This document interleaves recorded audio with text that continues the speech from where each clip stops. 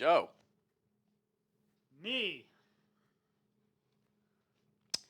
We got Joe. Yes, Joe is behind us. Wait, you mic'd up? Oh, no, you're not mic'd up. That's I'll right. He's just right have there. to yell loud. We have these fancy pop filters that I found that have been sitting in a cabinet the entire time we've been doing this show. It's episode 53, and we finally They're found called them. soda filters. Oh, my bad. They're not in Ohio. Alrighty. Dog. Steelers. Yeah, football. W. It's a W. Kenny Pickett played better this time. He played. Kenny Pickett played clean. Steelers committed no turnovers. That's another thing. And the entire game, it just proves that Jimmy G, who I will now be calling Jimmy 3 for the amount of interceptions that he threw last night. it's a good nickname. Yeah. It's a very good nickname. Thank you. Yeah, it's Steelers 23, Raiders 18. Kenny Pickett was 16 for 28 with 235 passing yards, 2 touchdowns. Looked very good. He looked better than the last few weeks.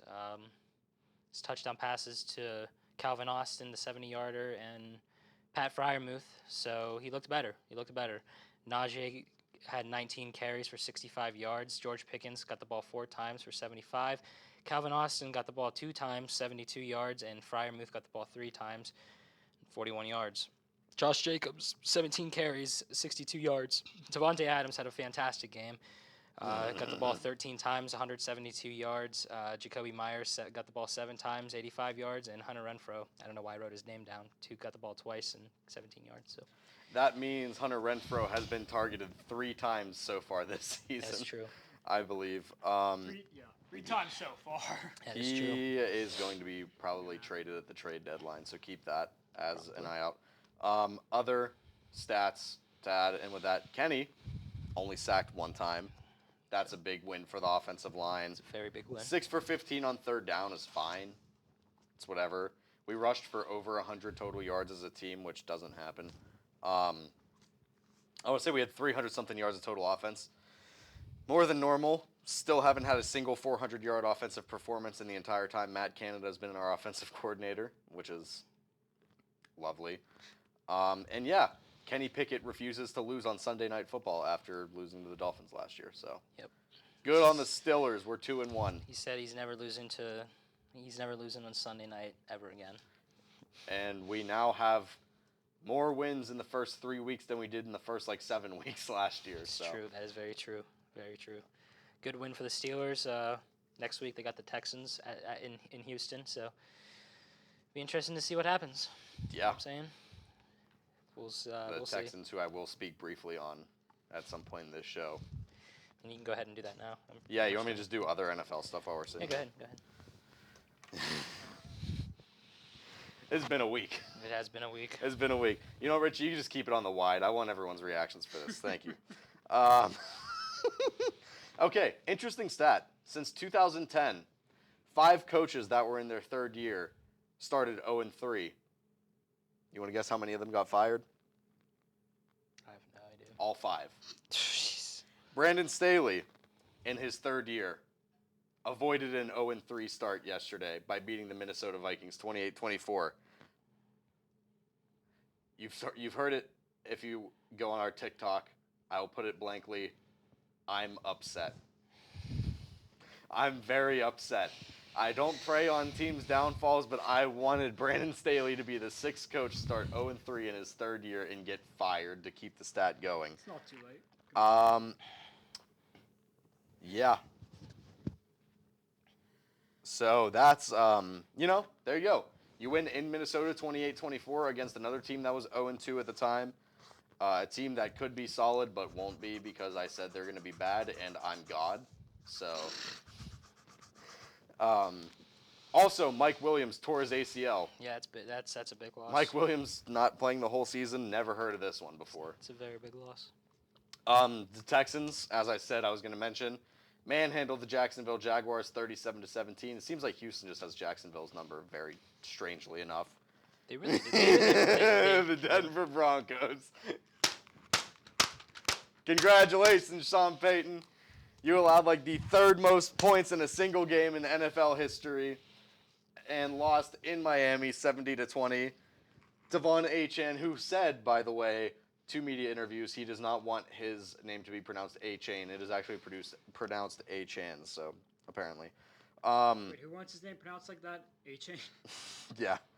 Ran 18 times for 203 yards, 11.3 yards per carry, 2 touchdowns. He also had 4 receptions for 30 yards and 2 receiving touchdowns. Raheem Mostert ran the ball 13 times for 82 yards, 6.3 yards per carry, and 3 touchdowns. And also had 7 catches for 60 yards and a touchdown. So the the 2 running backs for Miami combined for 285 rushing yards and 5 touchdowns and 90 yards receiving and 3 touchdowns. So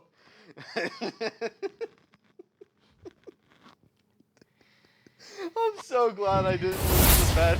Can you imagine me having to come on here on this camera and talk about this after writing a paragraph of nice things about the Denver Broncos?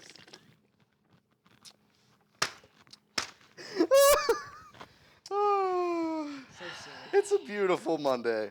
Yeah, the Broncos just suck. Sorry, Sean Payton. I had faith in you. I don't anymore. Titans got clapped in Cleveland 27-3. Deshaun Watson had a pretty vintage Deshaun Watson game. He went 27 for 33, 289 yards and 2 touchdowns. So we won't talk about it. The Bills obliterated the Commanders 37-3. That was pretty not shocking. The Colts beat the Ravens 22-19 at Baltimore in overtime. Jared's not here today, so we can't. Oh, yeah. I'm glad he's not here to hear that one. The Patriots beat the Jets in the most Patriots football game of all time, winning 15-10. Everyone was thinking that Patrick Mahomes was about to not be the best quarterback in the league. Nick Wright, keep him up on Mahomes Mountain, number 1. He deserves to be there. Chiefs beat the Bears at home 41-10. While being in the presence of every Swiftie on planet Earth because Taylor Swift was in the booth with Travis Kelce's mother. Are you implying that Swifties aren't always at their games? No, never Mostly that. Steelers. The, He is from Pittsburgh, though. the Cowboys That's lose fair. to the Cardinals 28-16. How about them Cowboys? How about them Cowboys? Josh Dobbs goes 17 for 21 for 189 yards and a touchdown and ran the ball 6 times for 55 yards. Cards ran for 200 total yards on the ground, committed 0 turnovers, and only had the ball for 25 minutes. So, shout out to them. I'm going to show the camera what I wrote down in my notes for the Broncos game. See if they can see this. I can't even see that. Oh. I have no idea what that says. It's We're gonna Not gonna- need captions for this. yeah. You know what? I'm gonna take a picture of it and we're gonna put it on the screen right here. It's gonna be really funny. Making me do And- extra work.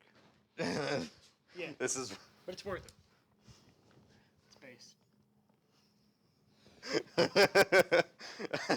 That's your NFL news for this week. Denver Broncos. Denver Broncos. College football. Pitt. We'll say this. The second quarter, Phil Jakovic did get hurt, so Cam, however you say his last name, was put in. Drake May just continues to be a dog. 22. Oh, first of all, UNC won 41-24. Drake May was 22 for 30 with 296 yards. Amara Hampton, 18 carries for 66 yards. J.J. Jones got the ball 6 times for 117 yards. Phil Jakovic was 11 for 15 with 109 before he got hurt. And The then, game was actually pretty oh, close his name, before he got hurt. This guy, I like how I said Cam. It's Christian. Oh, is it Christian? It's Yeah, I Christian. couldn't My fault, remember my which fault. one it is. 17 for 18 with 85 yards. Rodney Hammond got the ball 14 times for 83 yards. And Camonte Mumfield got the ball 8 times for 90 yards. Even though it was a bad loss, it was overall better performance by Pitt, I will say. Phil's best game this year so far. Even though he got hurt, it was definitely Phil's best game. And there was definitely some signs of like, oh, can Pitt maybe upset North Carolina here? It's a strong possibility. It's a very strong possibility, and so they got Virginia Tech this week. My parents are going to that game, and Virginia Tech's not very good this year, but so is Pitt. So, and Narduzzi did say that Nate Yardnell will be ready to play just in case, so that tells me Phil Jakovic will probably not be starting this Saturday. So I don't know if you want to call that a positive or negative. I mean, it's negative that he's hurt, but you get the point. I mean, it's Phil Jakovic, so we'll see how Pitt does against Virginia Tech. I don't know. It'll be very, very interesting to see, is what I'll say. So that's what I got on Pitt. What you looking at? So I'll talk about Ohio State first. I didn't write down. Shockingly enough, I did not write down the Colorado game, but I will talk about Ohio State first.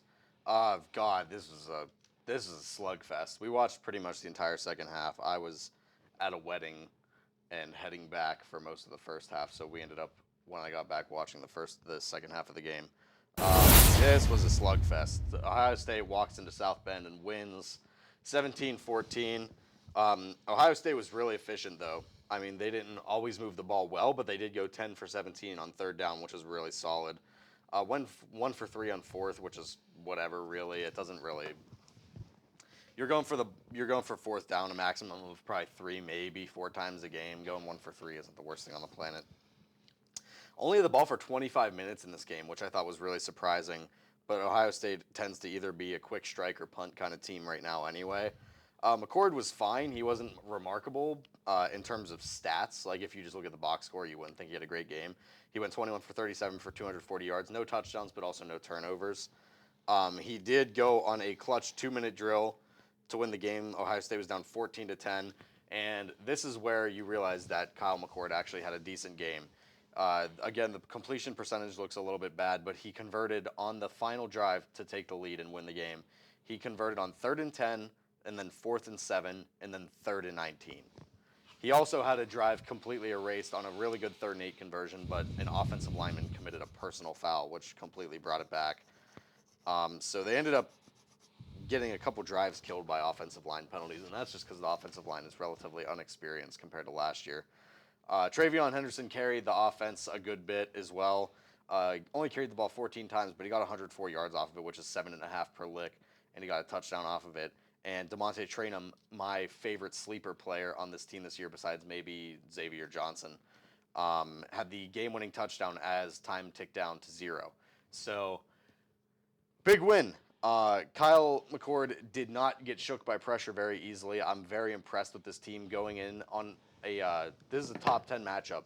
They were number 6, or Notre Dame was number 9. This was Kyle McCord's 5th career start, and he didn't commit a single turnover. Only took maybe 1 or 2 sacks and didn't get rattled by the pressure. Went down on an incredible 2-minute drive where he had to convert on some pretty big downs and distances. So I'm impressed with this team. The polls are too. They jump up from number 6 to number 4, which puts them in the 4-team playoff currently. And I think that the defense is really good, holding 12th-year starter Sam Hartman to, a decent game, but nothing crazy, nothing like, the performance he's been putting up to put him as a borderline Heisman contender. So I would say that the defense really impressed, and we all knew going into this game that the defensive line would have to create some pressure and have to stop the run. So they did well. Going into South Bend and holding the offense to 14 points is not an easy job.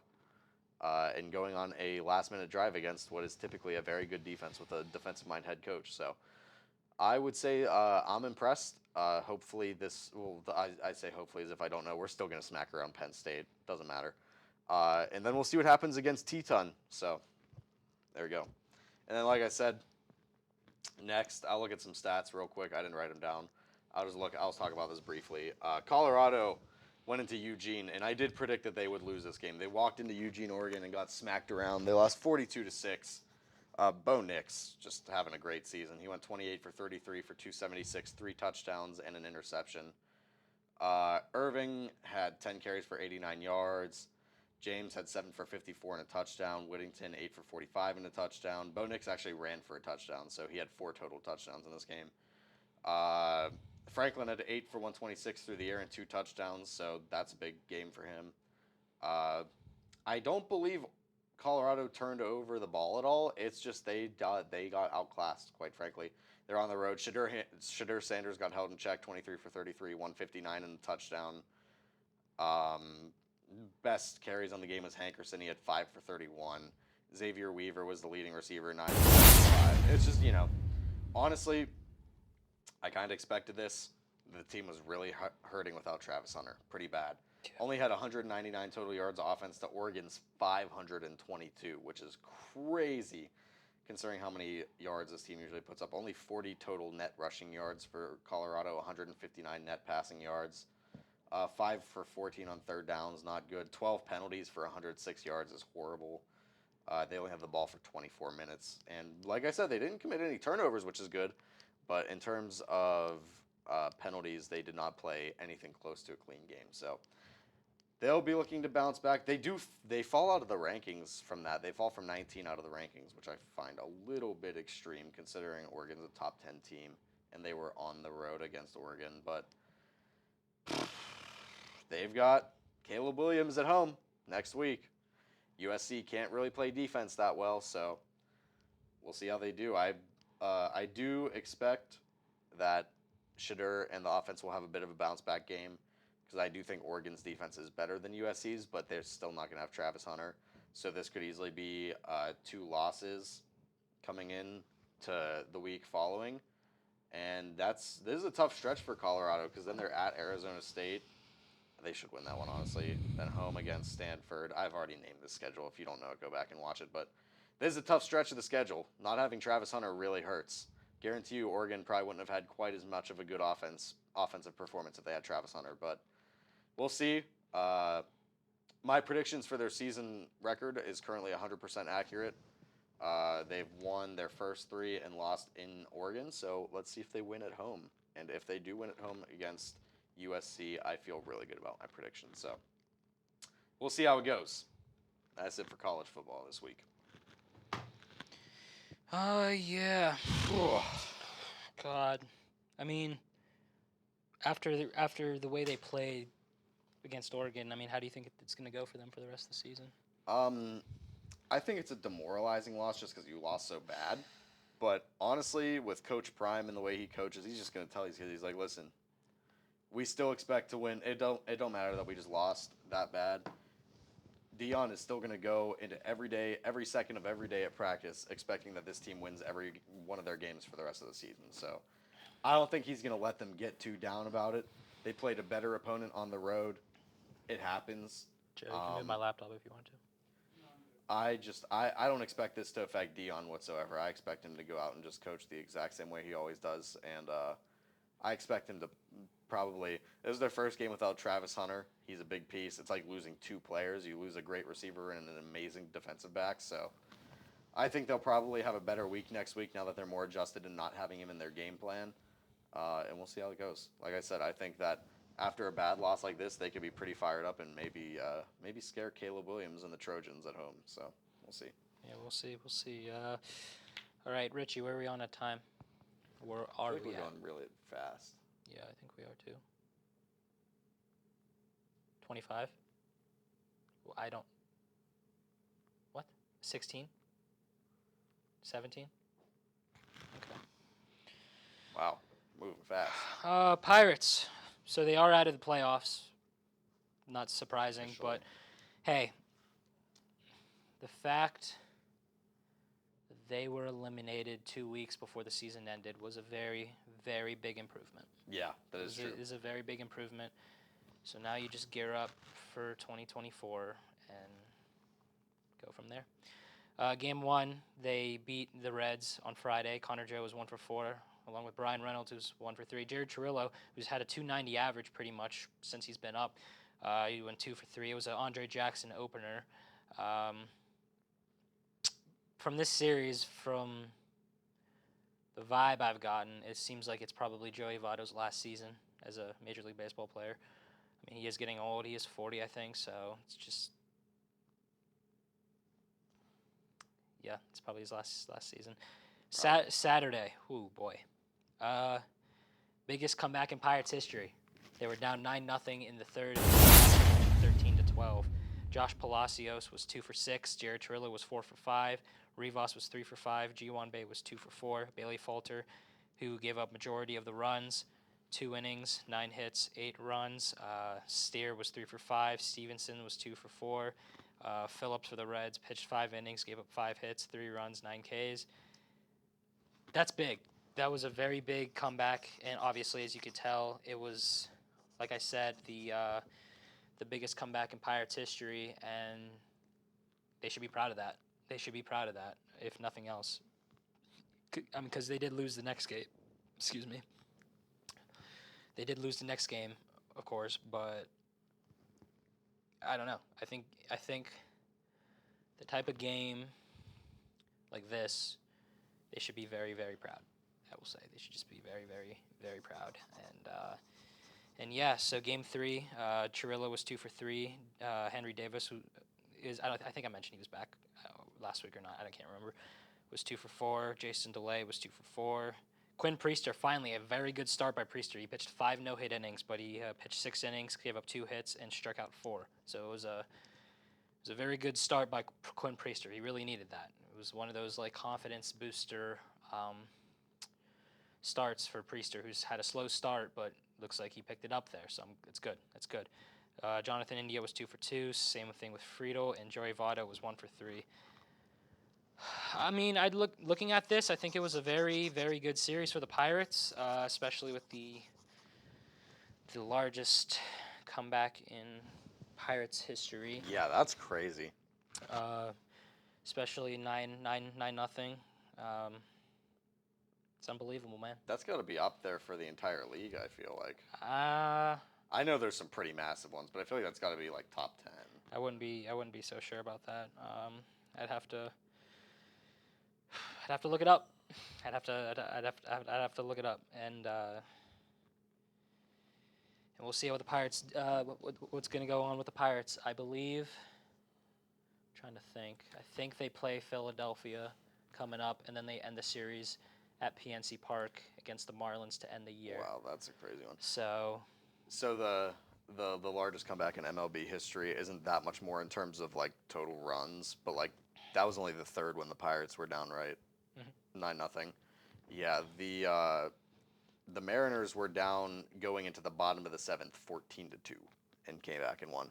So only 3 more runs, but way less time to do it. So Yep.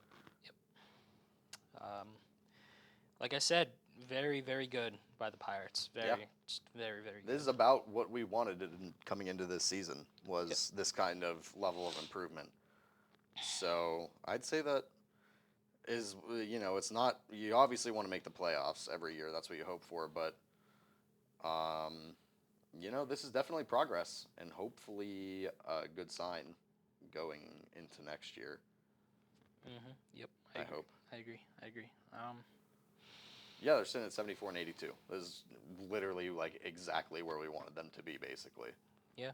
Just end the year strong, and who cares if it's a losing season? I mean, what matters is that there was improvements, and yeah. By the way, before I forget, next week the Cavs PA announcer, Sean Peoples, if I mispronounced that, I'm sorry. Exciting. Is going to be on the show. We'll interview him, and we'll have some fun next week. Yeah. Can't last wait. thing. I actually have one last thing before rapid fire since we're going so fast today. Yep. NHL preseason has that's started. Right. That's right. Hockey season is about to begin again. The Pittsburgh Penguins. Joe's just walking in now because the video totally didn't mess up. Anyway, Penguins. Last thing before rapid fire. This is actually a last minute addition. This is what I said the first time we recorded this. NHL regular season starts soon. That's not what I meant to say. NHL preseason has started. The Penguins played a doubleheader yesterday, September 24th, Sunday, against the Columbus Blue Jackets. They won the first game in a shootout 3-2, and they lost the second game in the game. They lost the second game in overtime, 4-3. So they got a couple more preseason games left. Tuesday, September 26th at Detroit, 7 p.m. Thursday, September 28th, home against the Buffalo Sabres, 7 p.m. Monday, October 2nd, is a neutral site game against the Ottawa Senators, 6 p.m. Wednesday, October 4th, home against the Detroit Red Wings, 7 p.m. And Friday, October 6th, at the Buffalo Sabres, 7 p.m.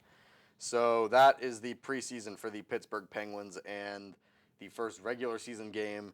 And the first time we will see Erik Karlsson playing a regular season game for the Pittsburgh Penguins is Tuesday, October 10th at 8 p.m. That is 15 days from today. So 2 weeks until the NHL regular season starts, and we will have 2 sports to be watching. So Yep. Exciting, exciting, exciting. Yep. And since the Pens fired their GM, it's gonna be different. This is true. It's gonna be very different. All right, rapid fire. Trying to remember what I said when we thought we were recording. I think you said the matchups. EJ beat Bryce. It was a tie, but they figured it out. Emma beat Caden for week 3. Now I'm talking about week 3 because of a forfeit. Landon and Alex are tied. I have not looked at anybody else. Week 4's matchup is EJ versus AJ, myself versus Emma, Alex versus Bryce, and Caden versus Landon. And here are the predictions for everybody else right here.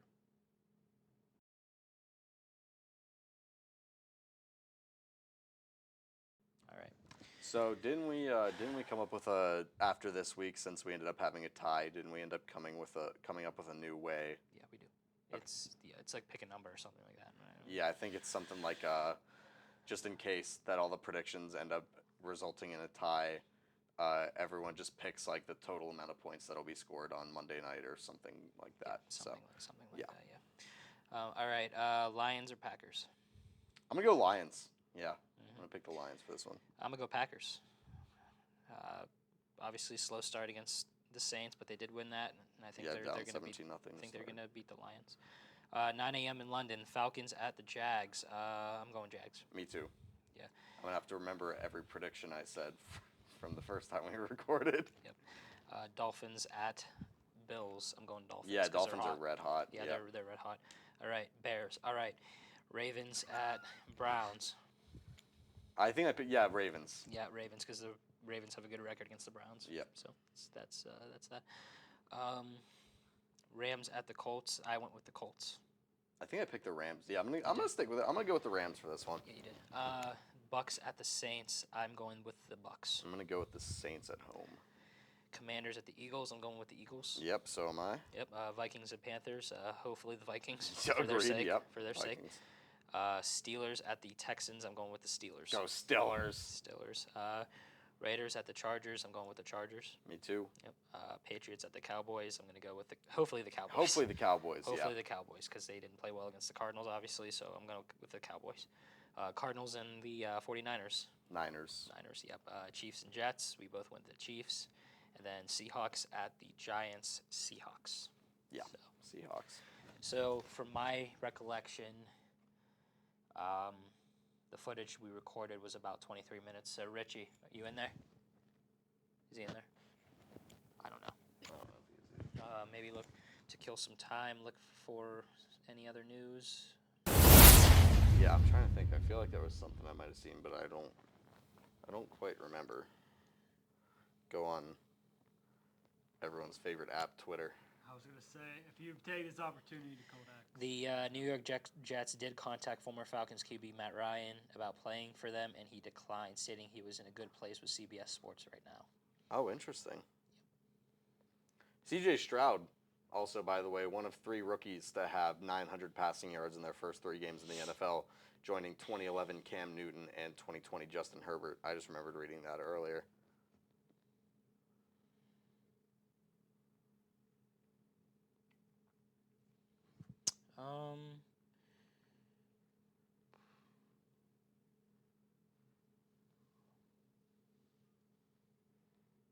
You see that Jalen Warren got fined $48,000 for trucking a Browns player last week? Yeah, that's crazy. That is absolutely crazy. A fan? Jesus.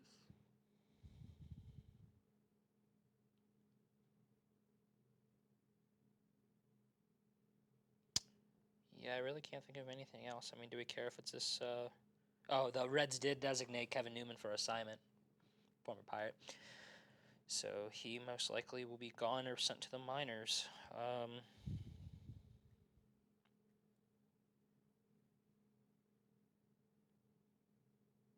And you know what? For the Cardinals, good for Josh Dobbs. Good for Josh Dobbs. Good for Josh Dobbs. Everything he's been through, good for Josh Dobbs. Didn't Big Ben say he liked Dobbs as his backup? Yeah, I want to say he did. Or one of his favorites. I mean, I'm sure Charlie Batch is probably number 1, but... You know, we really need to get Darnell Washington his first catch. Yeah. We really do. We really, really, really do.